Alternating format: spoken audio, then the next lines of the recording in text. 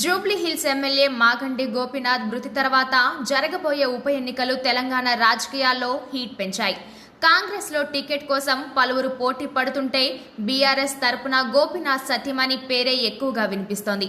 అయితే మాజీ MLA P Vishnuvardhan Reddy పేరు కూడా చర్చలో ఉండగా ఆయన ఇటీవల బీఆర్ఎస్ నుంచి సస్పెండ్ అయిన కవితను కలవడం పెద్ద చర్చకు దారితీసింది.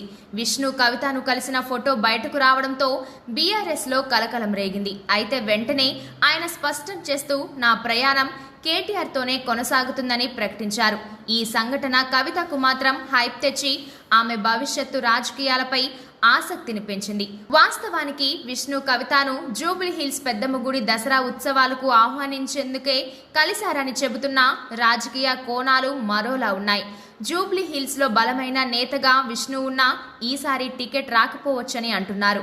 ఇక బీఆర్ఎస్ గెలవకుంటే మరింత కష్టాలు ఎదుర్కోవాల్సి ఉంటుందని విశ్లేషకులు చెబుతున్నారు.